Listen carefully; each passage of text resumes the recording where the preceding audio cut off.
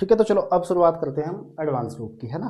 तो जैसे कि मैंने बताया ना कि जो आपके पास में पहला नियम है, इसके उपयोग दो प्रकार से हैं। एक तो क्या है, सामान्य यूज, सामान्य यूज मैंने आपको बता दिया है।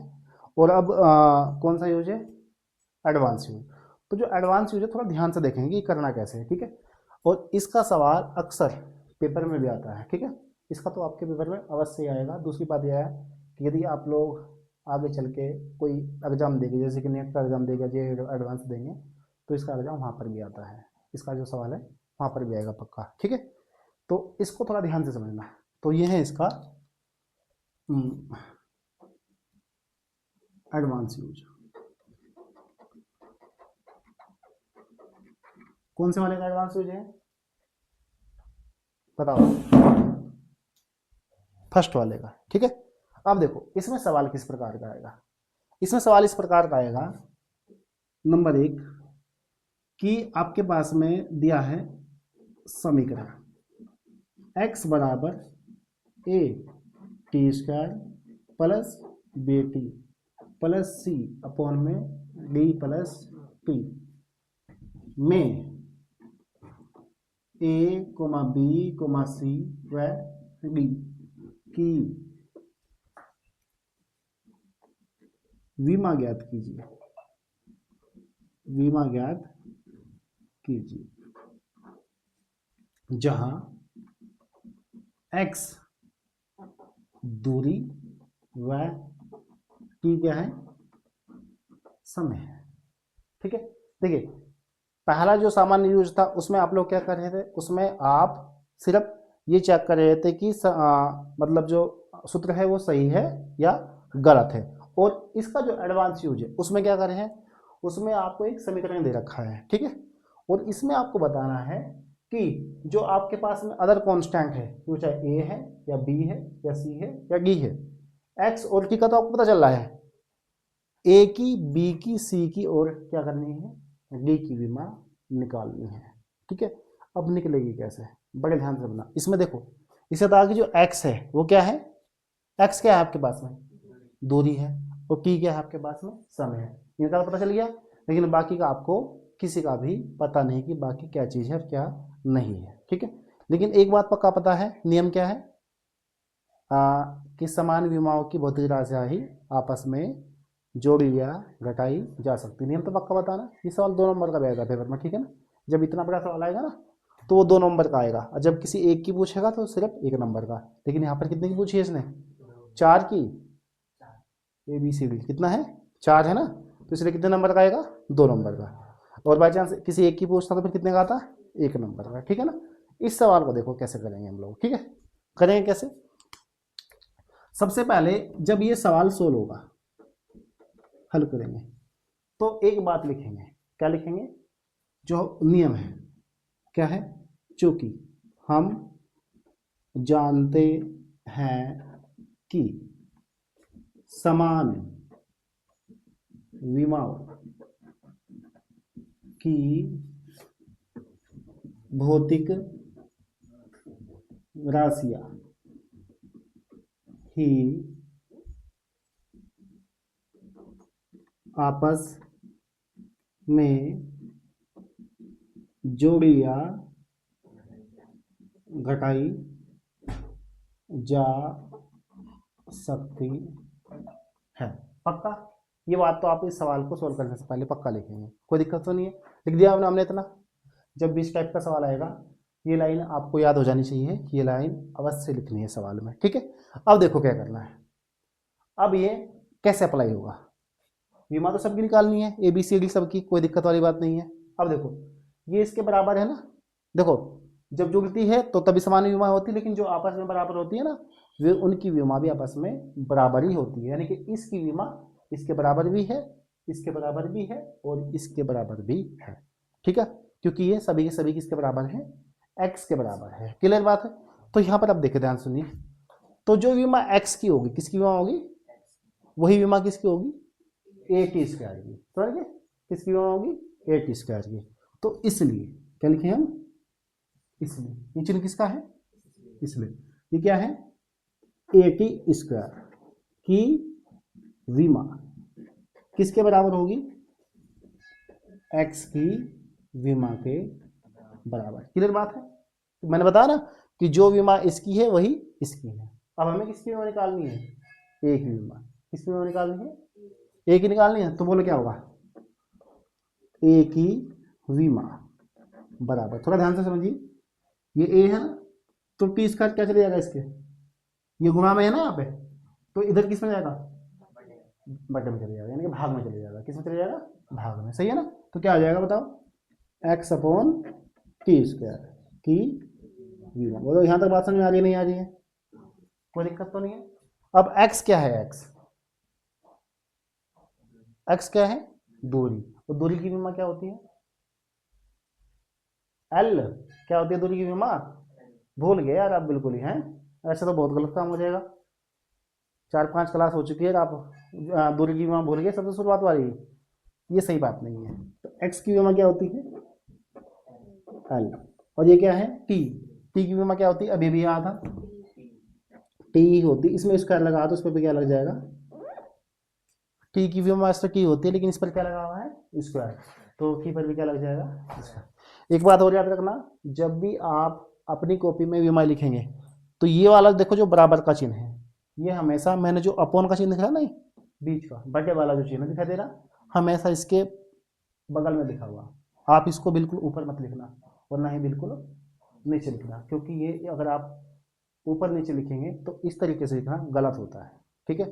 वो सही नहीं माना जाता है। अक्सर बच्चे ये गलती करते हैं, मैंने अक्सर क्लासों में देखा भी है, और इसलिए मैं बच्चों को बोलता भी हूँ कि अगर ऐसी कंडीशन आएगी तो आपको कैसे लिखना है। क्लियर है ना? कोई दिक्कत वाली बात तो नहीं? क्या बात बताई मैंने? बात कि बराबर हमेशा बटे वाले चिन्ह की बगल में ही लिखना है, ये नियम होता है। कोई दिक्कत तो नहीं है यहाँ तक? चलिए अब बताओ क्या होगा। एल तो एल ही रहेगा, और टी की पावर ऊपर जाके किसकी हो जाएगी? ये प्लस की 2 है ना, तो ऊपर जाके किसकी हो जाएगी? तो मुझे लग रहा है कि ए की विमा तो निकल चुकी है। निकल गई ना ए की विमा? या निकली नहीं है? निकल गई ना? अब इसी प्रकार किसकी विमा निकालनी है बताओ? बी की। अब जब बी की विमा मैं इधर निकालता हूँ, इधर देखो यहाँ पर, थोड़ा यहाँ पर देखेंगे आप। ठीक है? तो इसकी विमा किसके बराबर होगी? एक्स की। सेम वही होगा। तो यहाँ पर बी टी की विमा, ठीक है, किसके बराबर होगी? एक्स की विमा। किसके बराबर? तो यहाँ पर जब बी की विमा निकालेंगे, बी की विमा, तो क्या होगा? एक्स, ये टी किस में चले जाएगा? बटे में। तो इसकी विमा। कोई दिक्कत तो नहीं है? कोई प्रॉब्लम नहीं है ना यहाँ तक? ठीक है। बराबर का चिन्ह देख लेना कैसे लिखा लिखा जा रहा है ना। एक्स की क्या आएगी? एल। इसकी क्या आएगी? टी। तो बोलो क्या विमा आ गई? एल टी की पावर माइनस।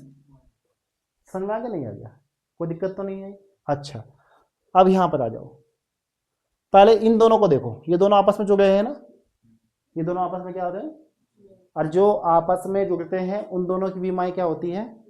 समान होती है। क्या होती है? ये लिखा था सर पहले नियम कि समान विमाओं की भौतिक राशि आपस में जोड़ी या घटाई जा सकती है। तो यानी कि जो विमा इसकी है वही विमा इसकी है। क्लियर बात है ना? तो एक मिनट, ये भी आंसर आ गया ना आपका। अब देखो, जो डी की विमा होगी, किसकी विमा होगी? डी की विमा, वो किसकी विमा के बराबर होगी? टी की विमा के बराबर। क्लियर बात है? और टी की विमा क्या है? टी समय है ना, टी ही होती है। क्या होती है? टी ही होती है विमा। ठीक है? क्लियर है? बस हो गया इसका आंसर, एकदम से आ गया। इसमें ज़्यादा टाइम भी नहीं लगा। टाइम लगा फालतू का? नहीं लगा ना? अच्छा, अब आएगी सी की विमा। सी के लिए आप क्या करेंगे? इस पूरे की विमा, किसकी? इस पूरे की विमा किसके बराबर होगी? ठीक है? तो क्या करेंगे आप? सी अपॉन डी प्लस टी की विमा किसके बराबर होगी? एक्स की विमा के बराबर होगी। और जब आप सी की विमा निकालेंगे तो ये उधर किस में चले जाएगा? गुणा में चले जाएगा। किस में चले जाएगा? गुणा में। तो क्या होता है? सी की विमा बराबर क्या होगा? एक्स गुणा डी प्लस टी की विमा। हो जाएगा नहीं हो जाएगा? क्योंकि ये उधर किस में चला गया है? गुणा में, ठीक है। अब बताओ x की क्या विमा है, l, क्या है l, और g प्लस t की क्या है, देखो क्या है, p है, खाली प्लस हो कोई दिक्कत नहीं है, लेकिन दोनों की विमा क्या होगी, मैंने बोला था ना कि अगर t प्लस t भी होगा तो क्या आएगा, t ही आएगा, बोली थी नहीं बात मैंने। देखो इसकी विमा भी क्या है, t है, इसकी विमा भी क्या है, t है, तो t और प्लस t कितना हो जाएगा, 2t, नहीं क्या होगा, t ही होगा, क्या होगा, t, क्लियर बात है ना। तो इसकी विमा क्या होगी, t ही होगी, और बीच में मैंने क्या बताया था, गुणा का चिन्ह नहीं लगाते हैं, ठीक है। विमाओं के बीच में कभी भी गुणा का चिन्ह नहीं लगाते हैं, क्योंकि ब्रैकेट का मतलब ऑलरेडी ही गुणा होता है, ठीक है। तो बोलो क्या हो गया आपके पास में, एल पी आएगा बस खाली, इसका कहां से आ जाएगा, एल है और पी है, और ये क्या हो गया आपका आंसर हो गया, कोई दिक्कत तो नहीं है, ठीक है। सवाल समझ में आ गया है। तो इस सवाल में हमने ए बी सी डी सभी की विमाएं निकाल ली है, क्लियर है, कोई प्रॉब्लम तो नहीं ना। सवाल कैसा लगा है, अच्छा है ना, बढ़िया सवाल है, और ये सवाल इस टाइप का पेपर में भी आता है, याद रखना, ठीक है, कोई दिक्कत तो नहीं ना, सवाल समझ में आ गया है, कोई प्रॉब्लम नहीं। अब देखो इसका एक बहुत अच्छा सवाल मैं आपको बताऊंगा, क्योंकि अभी तो इसका बिल्कुल नॉर्मल सवाल था, इजी, मैं कहूंगा बिल्कुल आसान सवाल है, मैं इसका थोड़ा सा एक एडवांस सवाल बताऊंगा, जो अक्सर मैंने जो ना उसको कई कंपटीशन में देखा है। मैंने उस सवाल को जो मैं बताने वाला हूं ना अभी, वो नीट के एग्जाम में 4 बार आ चुका है, जे एडवांस में आ चुका है, और एल के प्रवक्ता के एग्जाम में तो आता ही आता है, अक्सर कभी ना कभी फंस जाता है, ठीक है। और वो सवाल सीधा आपकी एनसीईआरटी का सवाल भी है, और आपके पेपर में भी अक्सर आता है, समझे मैं क्या बोला आपको, आपके पेपर में भी आता है, ठीक है। सवाल देख क्या है, वो दिख नहीं रहा था ना सही, एडवांस ही अब सही दिख रहा होगा, ठीक है, क्लियर है। ये सवाल नंबर 2 है, कौन सा सवाल नंबर 2, सवाल ये है वैन डर वाल्स समीकरण, कौन सी समीकरण है, वैन डर वाल्स समीकरण, लिख रखा था आपने, हिंदी बिल्कुल करेक्ट लिखना, गलत नहीं लिखना, क्योंकि मैं सब कुछ लिखवा रहा हूँ यहाँ पे। वैन डर वाल्स समीकरण क्या है, P plus A upon V square into में V minus B equal to R T, ठीक है, ये होती है वैन डर वाल्स समीकरण, ठीक है। में ए व बी की विमा ज्ञात करो, ये सवाल है, और ये बहुत ज़्यादा मैंने अक्सर पेपर में देखा है, कई प्रकार के कंपटीशन में देखा है मैंने इसको, और साथ में आपके पेपर में तो अक्सर आता ही आता है, ठीक है। और आगे एक लाइन और लिखी होगी इसमें, वो क्या है, जहां प्रतीकों का सामान्य अर्थ है, जो इसमें लिख रखा है ना, है ना। अब इस लाइन का क्या मतलब है कि प्रतीकों का सामान्य अर्थ क्या है, आपको पता होना चाहिए कि पी का मतलब क्या होता है, पी होता है P for pressure, P for क्या होता है, प्रेशर, हिंदी में बोले तो दाब, क्या होता है, ए की तो निकालनी है, ये क्या है कैपिटल वी, वी क्या होता है स्मॉल वी हो, देखो आपको टेंशन नहीं लेनी है, जब आप धीरे धीरे पूरी फिजिक्स पढ़ेंगे ना, ये तो आपको चुटकियों में हाथ पे होगा कि पी क्या होता है, वी क्या होता है, सब कुछ आपको अपने आप पता चल जाएगा, लेकिन अभी क्या रहा, फिजिक्स की शुरुआत हो रही है, तो कुछ चीज़ों का अभी पता नहीं है आपको, सीधी सी बात है, कोई दिक्कत वाली बात नहीं पता तो, लेकिन समझिए कि पी क्या होता है, प्रेशर मतलब बोले तो दाब, और कैपिटल वी क्या होता है, कैपिटल वी होता है वॉल्यूम, बिल्कुल सही बोला, अगर स्मॉल वी होता तो वेलोसिटी यानी कि वेग था, लेकिन कैपिटल वी क्या होता है वॉल्यूम, वॉल्यूम बोले तो आयतन, क्या आता है आयतन, क्या आता है हिंदी में वॉल्यूम, आवाज भी होती है सही बात है, लेकिन यहाँ पर वॉल्यूम क्या है आयतन है, क्या है यहाँ पर वॉल्यूम, क्योंकि वॉल्यूम असल में देखो दोनों का जो ना उच्चारण एक ही है, वॉल्यूम है ना, वॉल्यूम आवाज भी होती है और यहाँ पे वॉल्यूम आयतन भी होता है, ठीक है, समझ में आ रही बात, ये क्या आता है यहाँ पर, समझो एक बात समझना, फिजिक्स में स्मॉल लेटर और कैपिटल लेटर का बहुत फर्क होता है, अगर यही लेटर स्मॉल वी होता ना तो वो वेग हो गया था, क्या हो गया था वेग, और ये कैपिटल वी है तो आयतन, ये फिजिक्स का खेल है, आई बात समझ में, समझने की बात को क्या बोला मैंने, और ये आर है, ये आर होता है गैस नियतांक, पता होना चाहिए, इसका यूज नहीं होगा यहाँ पे, आर क्या आता है वैसे गैस नियतांक, और ये जो यहाँ पर कैपिटल टी है ये होता है परम ताप, टेम्परेचर यहाँ पे होता है। ठीक है, पता नहीं है कोई बात नहीं है आपको अभी, लेकिन जैसे धीरे धीरे पढ़ते जाएंगे आपको सब कुछ पता चल जाएगा। पूरी फिजिक्स में 14 चैप्टर है, अभी तो पहला ही शुरू हो रहा है। आज बात समझ में, और हर चैप्टर कमाल है, एक से एक कमाल है। ठीक है, तो जब हम इस सवाल को हल करेंगे, तो जब हल करते हैं तो सबसे पहले क्या लिखते हैं बताओ? नहीं, इसमें लिखते हैं चूंकि, क्या लिखवा था अभी? चूंकि हम जानते हैं कि, क्या था आगे वो, समान विमाओं की भौतिक राशियां ही आपस में जोड़ी या घटाई जा सकती, अपने आप लिखना है। ठीक है, मैंने बस लाइन खींच दी है। क्या मतलब है इसका? क्योंकि हम जानते हैं कि समान विमाओं की भौतिक राशियां ही आपस में जोड़ी या घटाई जा सकती है। ये तो पक्का लिखना है इस सवाल को हल करने के लिए। ठीक है, अब देखो ये दोनों आपस में जुड़ी हुई है ना, पक्का। तो क्या इसकी विमा इसके बराबर होगी? पक्का होगी ना, क्योंकि ये दोनों आपस में क्या हो रही है? जुड़ रही है। और जब जुड़ेगी तो जब भी क्या होगी, दोनों की विमाएं बराबर होगी। ये दोनों आपस में क्या हो रही है? घट रही है। ये दोनों आपस में क्या हो रही है? तो इन दोनों की विमा भी आपस में क्या होगी? बराबर होगी। इसका कोई यूज ही नहीं है, कमाल की बात है। ये फालतू में गाने के लिए तुम्हें यूज सिर्फ इसका और इसका है, इसका और इसका है, और यहीं से आपका सवाल सोल्व हो जाएगा, क्योंकि आपको ए और बी की विमा निकालनी है। 2 नंबर का सवाल आता है आपके पेपर में, और अक्सर छमाई में तो पक्का आएगा ये सवाल, 100% आएगा आपके उसमें एग्जाम में। ठीक है, मतलब एडवांस लेवल पे तो आता ही है, जेई और क्या नाम नेट के लेवल पेपर में, समझ में, यहाँ भी पक्का आता है पेपर में। ठीक है, अब देखो देख कैसे करेंगे।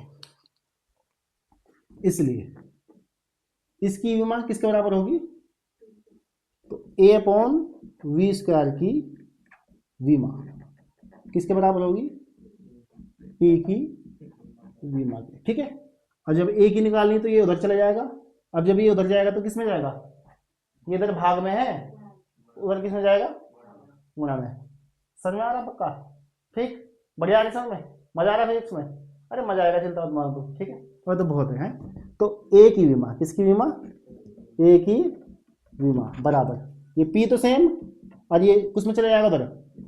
V² की विमा। बोलो यहाँ तक बात समझ में आ रही है नहीं आ रही है? कोई दिक्कत तो नहीं है? ठीक है, अब P क्या है? दाब। दाब की विमा मैंने आपको ऑलरेडी लिखवा रखी है, बोलो क्या होती है? गलत बता रहे आप।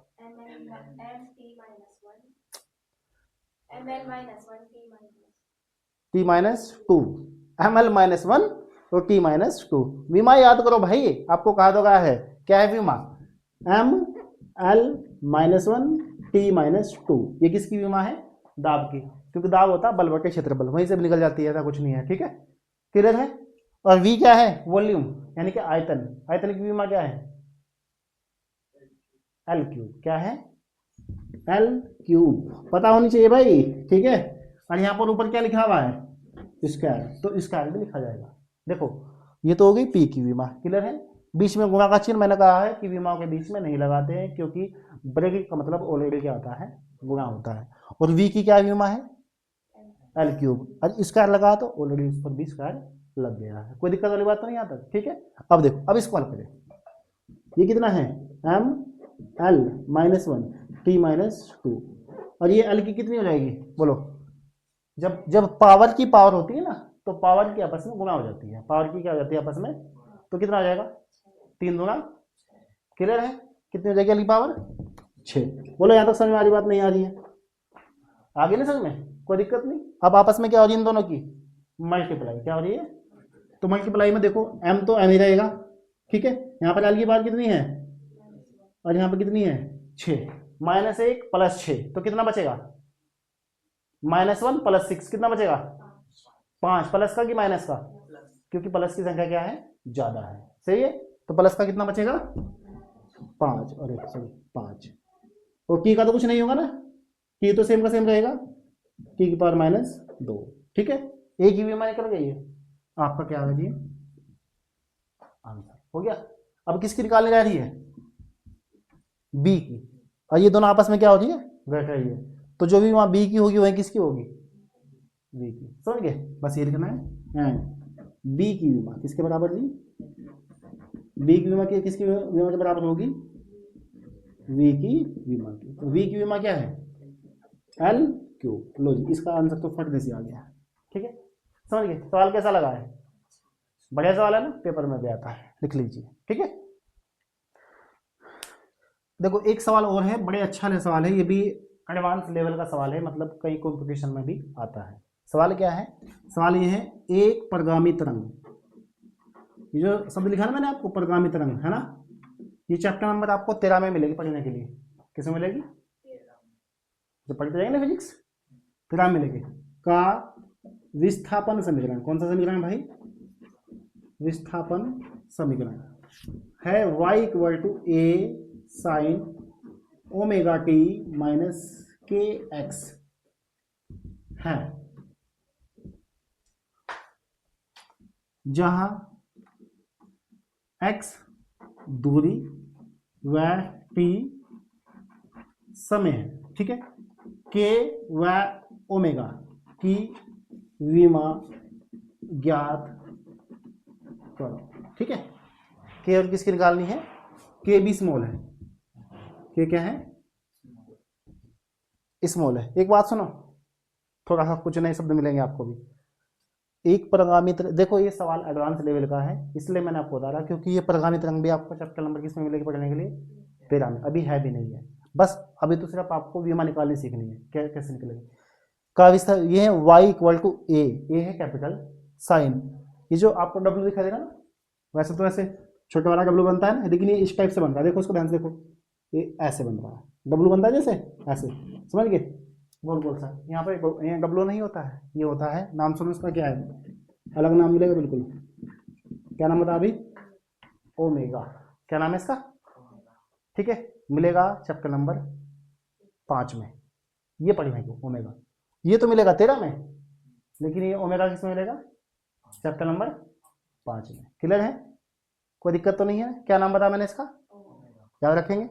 ठीक है, और ये क्या है? वो तो के ही है, कोई प्रॉब्लम तो नहीं है ना? ठीक है, अच्छा अब देखें इस सवाल को कैसे हल करेंगे। ठीक है, आसानी से समझना बिल्कुल, है ना, और मैं इसको आपको बिल्कुल आसान तरीके से ही समझाऊंगा। आपके पास में जो दिया है वो क्या है? y equal to a sine omega t और माइनस के एक्स। ठीक है, y विस्थापन है, लिख रखा है ऑलरेडी। ए होता है यहाँ पर आयाम, क्या आता है? मिल जाएगा आपको जब पढ़ेंगे आप लोग। लेकिन ये जो साइन के साथ में जो आता है, साइन के साथ में जो आता है, अक्सर आप लोगों ने 10 में पढ़ा है कि साइन थीटा, क्या पढ़ा है? थीटा या कोस थीटा। तो यहाँ पर हमेशा कोण होता है, क्या? तो आप लोगों ने पढ़ा होगा कि यहाँ पर जो होता है साइन ओमेगा टी माइनस के, तो हमेशा साइन थीटा आता है। क्या आता है? Sine theta. तो साइन के सामने भले ही ये इतनी बड़ी वैल्यू आपको दिखाई दे रही हो, लेकिन होती क्या है वास्तव में? थीटा ही होती है, मतलब ये कोण ही होती है। और आप लोग जानते होंगे, यदि आपको अच्छे से याद होगा, कि कोण की कोई भी विमा नहीं होती है। अगर हमने आपको, यदि आपकी दूसरी क्लास को यदि आप ध्यानपूर्वक देखेंगे, तो वहाँ पर हमने आपको कोण की विमा भी लिखवाई गई है, और आपको बताया गया है कि कोण की कोई विमा नहीं होती है, अर्थात वो विमाहीन होती है। और आपको याद भी होगा कि जितनी भी राशि विमाहीन होती है, विमाहीन को जब निकालते कहीं पर हम इनपुट करते हैं, तो वहाँ पर विमाहीन की जगह एक रख देते हैं। उसका एक रखने का क्या वजह हमने आपको बताया था भी, क्योंकि उसमें सभी की पावर 0 होती है, एम की भी, एल की भी, टी की भी, सबकी पावर 0 होगी। तो उसका मान कितना हो जाएगा? अपने आप ही एक मान हो जाएगा। किसकी पावर 0 रखेंगे तो हमेशा कितना मान होता है? एक होता है। ठीक है, तो आपको यही बात लिखनी है, चूंकि omega t minus k x क्या है? ये कोण है। क्या है? कोण है।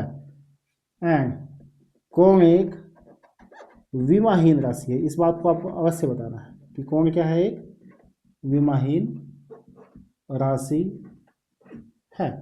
तो इसलिए omega t minus k x equal to हो गया है क्या? आपका विमाहीन। ठीक है, तो ओमेगा टी माइनस का के एक्स इक्वल टू ओमेगा हीन को लिख देते हैं हम एक। क्या लिख देते हैं इसको? एक।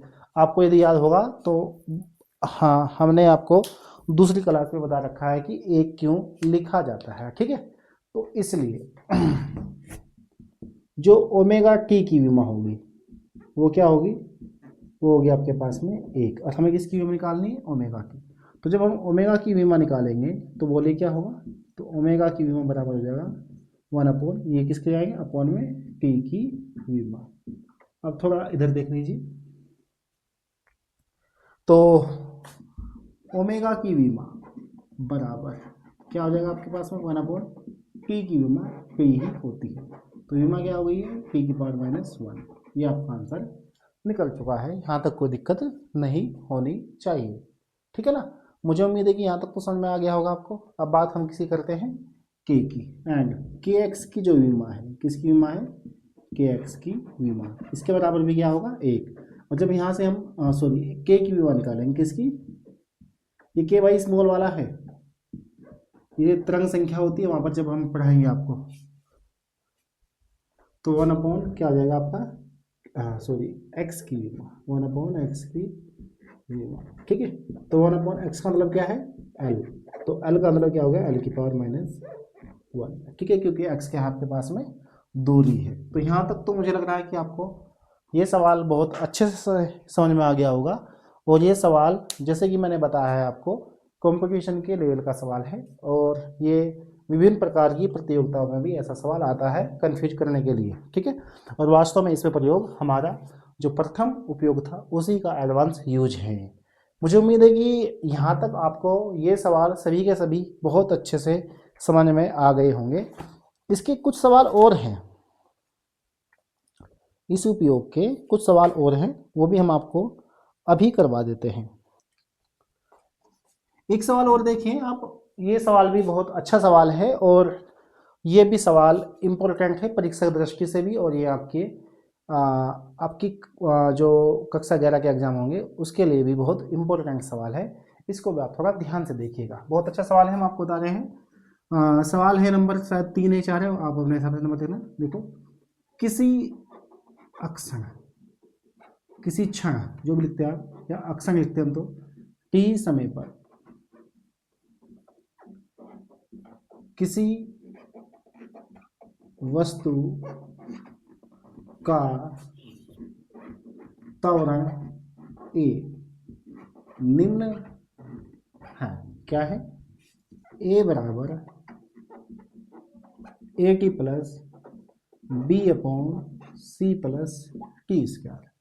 ये उसने दिया है आपको सवाल, ए बराबर a t plus b upon c plus t square, ठीक है, दिखाई दे रहा होगा ना। आगे है इसमें नियतांक ए कोमा बी व सी की विमा ज्ञात करो। बहुत अच्छा सवाल है, पेपर की दृष्टि से भी इम्पोर्टेंट है और ये आपको करना भी है। तो करने का तरीका क्या है, जैसे कि मैं आपको पहले से बताता आ रहा हूँ कि तरीका सभी का एक है। सबसे पहले आपको एक ही लाइन लिखनी है, और मुझे लगता है बच्चों के दिमाग में तो आ भी गया होगा कि क्या लिखना है। हाँ वही बताइए क्या है। हाँ सबसे पहले ये लिखेंगे चूँकि हम जानते हैं कि, क्या लिखेंगे, चूँकि हम जानते हैं कि समान विमा की भौतिक राशियाँ ही आपस में जोड़ी या घटाई जा सकती है। इस लाइन को तो जब भी इस टाइप का सवाल आएगा, यदि आपको इस सवाल को करना है तो ये लाइन तो आपको अवश्य रूप से ही लिखनी पड़ेगी, क्योंकि इसके बिना सवाल नहीं होगा किसी भी कीमत पर, ठीक है। तो अब आगे चलिए। तो आपको पता है कि ए क्या है, त्वरण है, टी क्या होता है, समय होता है। जैसे कि मैंने बताया कि जो विमा इसकी होगी वही विमा इसकी होगी, वही विमा इस पूरे की होगी। तो सबसे पहले शुरुआत यहीं से करते हैं। इसलिए जो ए टी है, जो ए टी की विमा है वो किसके बराबर होगी, स्मॉल ए यानी कि त्वरण की विमा के बराबर, ठीक है। तो ए की विमा के बराबर किसके बराबर जी, ए की विमा क्या होगी, ए अपॉन में चला जाएगा टी की विमा। यहाँ तक तो कोई दिक्कत नहीं आ रही होगी किसी को भी, आनी भी नहीं चाहिए। और ए की विमा क्या होती है भाई, त्वरण की, आप सभी जानते हैं, एल टी की पावर -2। Very good. और समय की क्या होती है टी, तो फाइनली बीमा क्या आ गई है एल टी की पावर -3। ये बताओ कि यहाँ तक हमने जो ए की बीमा निकाली है, किसी भी बच्चे को कोई समस्या आई है क्या? मुझे लगता है कि कोई समस्या नहीं हुई होगी। अब हम आगे चलते हैं।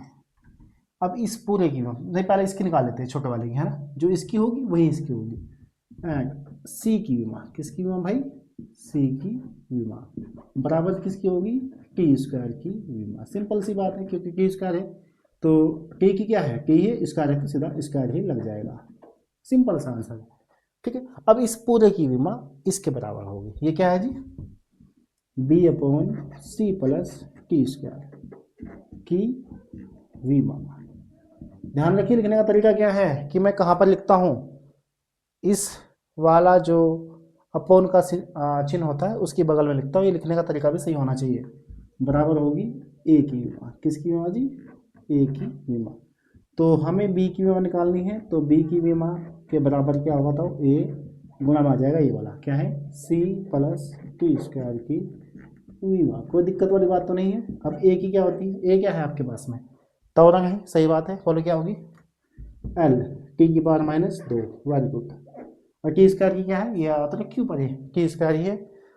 सी की भी यही आएगी, टी स्क्वायर भी है, दोनों को जोड़ेंगे तो मैंने बता था ना कि दोनों को जोड़ेंगे तो एक ही आएगा, दोनों में से एक लिखा जाता है, ठीक है।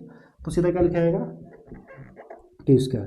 तो यहाँ पर क्या है, ये टी की पावर -2 है, ये टी की पावर 2 है, तो 2 - 2 तो 0 बच गया। टी की पावर 0 का मतलब कितना था? 1, यानी कि कैंसिल हो गया है। तो खाली क्या बचेगा आपके पास में? एल बचेगा, ठीक है। तो ये सवाल भी हमने जो आपको बताया है इसी आधार का बहुत अच्छा सवाल है, और मुझे उम्मीद है कि ये सभी के सभी सवाल आपको बहुत अच्छे से समझ में आए होंगे। और यदि ये सवाल आपके किसी कंपटीशन में या फिर पेपर में आते हैं तो इन सवालों को आप अब बड़ी ही आसानी तरीके से कर लेंगे, ठीक है। तो अब देखिए, हमने जो आपको सवाल बताए हैं ये तो थे आपके सवाल थे विमाओं के उपयोग नंबर 2 के कुछ सवाल जो इम्पोर्टेंट है परीक्षा की दृष्टि से भी, और कुछ हमने आपको प्रतियोगी परीक्षाओं के लिए भी सवाल बताए हैं, क्योंकि हो सकता है कि आप में से बहुत सारे बच्चे होंगे जो आपको जो आप में से नीट का एग्जाम देंगे, जे एडवांस का देंगे, या फिर LTA प्रवक्ता, या फिर किसी अन्य प्रतियोगिता परीक्षा का देंगे जिसमें फिजिक्स आती है, तो उनके हिसाब से ये बहुत अच्छे सवाल थे। अब हम आपको इसी के आधार पर कुछ सवाल आपकी स्क्रीन पर दिखा रहे हैं। मुझे उम्मीद है कि आपकी स्क्रीन पर आपको सवाल दिखाई अवश्य दे रहे होंगे। ध्यान से देखिए, दे रहे हैं ना? Very good. अगर आपको ये सवाल दिखाई दे रहे हैं तो ये अधिकतर जो सवाल है हमने जो लिए हैं ये कंपटीशन के सवाल हैं। तो इन सवालों को आप सभी को हल करेंगे, जिसमें अलग अलग तरीके से विमाएँ पूछी गई है, और ये सभी के सभी सवाल आपके प्रथम उपयोग के एडवांस लेवल के सवाल हैं, और आप इन्हीं सभी को हल करेंगे और मुझे बताएंगे कि आपका आंसर क्या आया है और क्या नहीं आया है। तो अभी अभी आपकी स्क्रीन पर जो हमने आपको सवाल दिखाए हैं ये बहुत अच्छे अच्छे सवाल हैं जो आपके नीट और PMT, यानी कि उसमें लिखा कहीं पर AIPMT, पहले जिसको हम नीट बोलते हैं वो AIPMT के नाम से होता था। तो मतलब ये MBBS के टेस्ट में आया है और विभिन्न प्रकार के आपकी प्रतियोगिताओं की परीक्षाओं में सवाल है। तो आप इन सभी सवालों को हल करेंगे और मुझे कमेंट में अपने आंसर अवश्य बताएंगे। और सबसे बड़ी बात, इनमें से आपसे जो भी सवाल हल नहीं होगा, सपोज कीजिए कि इनमें से आपसे कोई सवाल हल नहीं होता है, तो आप उस सवाल को हमें कमेंट में बताइए कि सर हमसे ये सवाल नहीं हुआ है, तो उस सवाल को हम आपको अगली क्लास में अवश्य बोर्ड पर हल करवा करके दिखाएंगे कि कहाँ पर आपकी क्या दिक्कत थी, ठीक है। लेकिन आपको हमें बताना अवश्य है। यदि आप हमें कमेंट में बता देंगे कि हमसे ये सवाल नहीं हुआ, तो हम आपको वो सवाल यहाँ पर सोल्व करके अवश्य दिखाएंगे, ठीक है, जितने भी आपको सवाल बताए गए हैं। तो इसी के साथ में हम अगला अब जो स्टार्ट करेंगे वो है विमाओं का तीसरा उपयोग, जो कि बहुत इम्पोर्टेंट है, और कक्षा 11 वाले बच्चों के तो पेपर में ये 5 नंबर का सवाल आता है, और बहुत ही अच्छा सवाल है, समझने के लिए बहुत अच्छा है। हम आपको इजी टू हार्ड की ओर लेके जाएंगे, यानी कि सबसे पहले सबसे आसान सवाल बताएंगे, उसके बाद थोड़ा सा कठिन सवाल बताएंगे, और ये सवाल बहुत ही इम्पोर्टेंट है, ये भी प्रतियोगिता परीक्षा में आते हैं और बहुत अच्छे लेवल के सवाल है। इनको भी आपको, इसका जो तीसरा उपयोग है वो सबसे ज़्यादा इम्पोर्टेंट है प्रतियोगिता परीक्षा के लिए। तो आपको ये जो हम आपको सवाल करवाएंगे ये बहुत अच्छे अच्छे लेवल के करवाएंगे, लेकिन अब तीसरा उपयोग है तो वीडियो काफ़ी लंबी हो जाएगी, तो इसी बात को सोचते हुए हम इस क्लास को यहीं पर समाप्त करते हैं। और अगली क्लास जो आपकी शुरू होगी उसमें हम आपको विमाओं का तीसरा उपयोग करवाएंगे, मतलब क्लास 6 में, ये क्लास 5 है, क्लास 6 में हम आपको विमाओं के उपयोग का तीसरा उपयोग करवाएंगे, जिसमें आपको हम विभिन्न प्रकार के सवाल सोल्व करवाएंगे। इसी के साथ में ये क्लास समाप्त की जाती है। और आपसे हम लास्ट में एक ही बात बोलते हैं कि हमारी आपसे एक रिक्वेस्ट है, आप इस वीडियो को लाइक करिए और जो आपको इसमें अच्छा लगा है कमेंट कीजिए, और साथ में अपने दोस्तों के साथ में अवश्य शेयर कीजिएगा। समझ लीजिए कि हमने आपको पहले से कहा था कि हमारी फीस होगी, और आप लोगों के लिए बस इतना ही हम कहेंगे। और यदि ये वीडियो आपको अच्छी लगी है तो अपने दोस्तों को तो इसको अवश्य भेजना है और चैनल को सब्सक्राइब भी अवश्य करना है। धन्यवाद।